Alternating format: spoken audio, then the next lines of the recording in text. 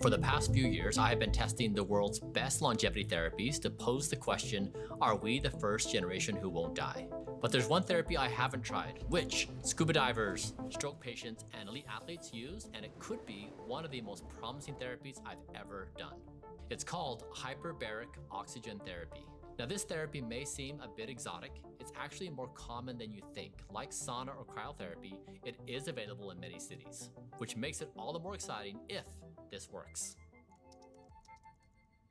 So my protocol is to complete 60 sessions in 90 days. I will be doing sessions of 90 minutes.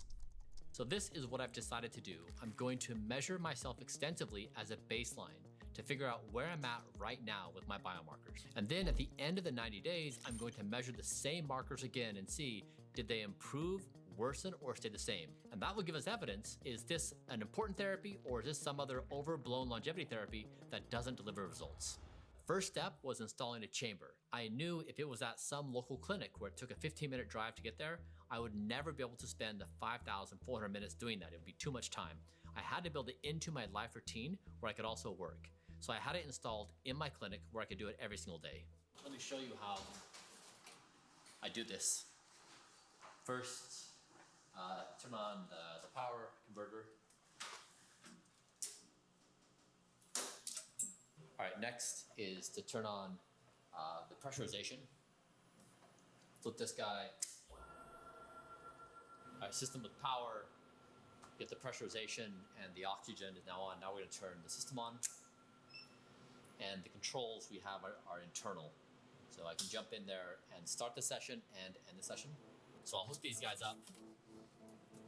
This is where the 100% oxygen comes from. Flip the mask. And then once this is done, I'll close the doors and start the pressurization. And it will go to 2 ATA, which is, equivalent to 10 meters or 33 feet below water. The increased pressure in the tank allows your body to be saturated with pure oxygen. More oxygen means faster healing, better mitochondrial function, and possibly slower aging.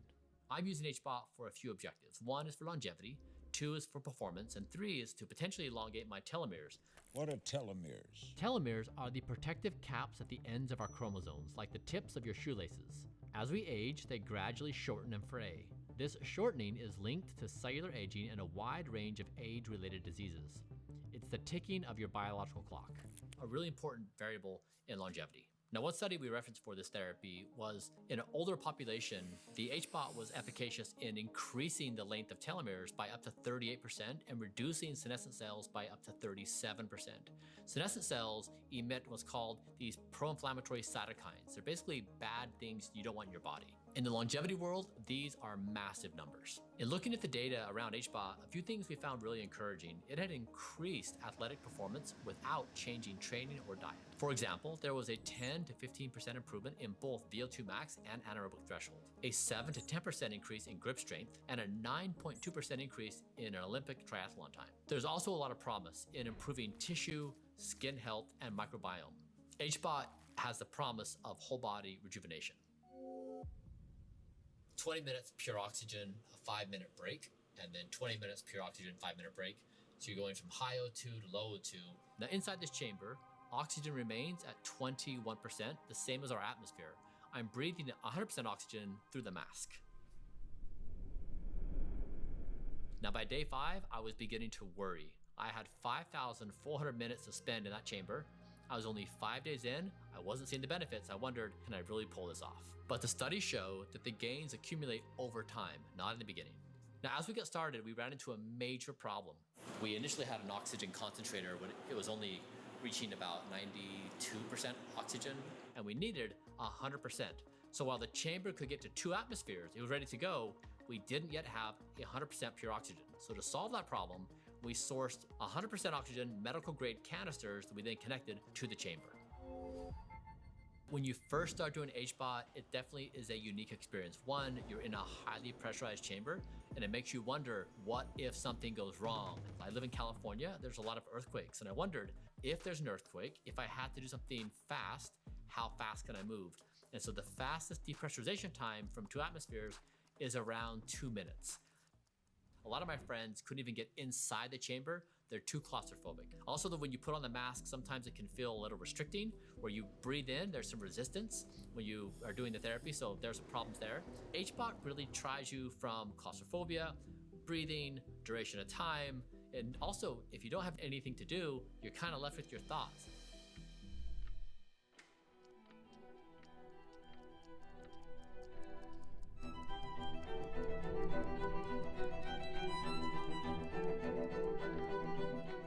To confess, by day 30, I was again questioning, am I really going to pull this off? My days are incredibly busy.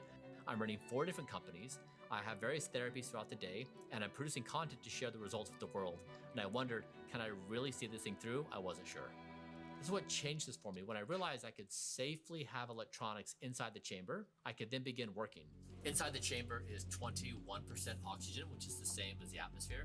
That's why I can safely bring electronics inside here. And then it became part of a daily ritual that I actually look forward to every day, where I could work and focus on my most important things and be doing the therapy at the same time. In looking at the evidence, I was really curious on how HBOT might improve my skin. One study showed a 12.8% increase in collagen fiber density, a 144% increase in elastic fiber length, plus a reduction in fragmentation from 90% to 10%. And finally, a 40.9% increase in blood vessel count. What this therapy amounted to is the world's best whole body skin rejuvenation therapy. This is extremely hard to do with other methods. I know, we've looked at the evidence. It was also important because we have tried to fix the sun damage I incurred as a child, and we've had very little success.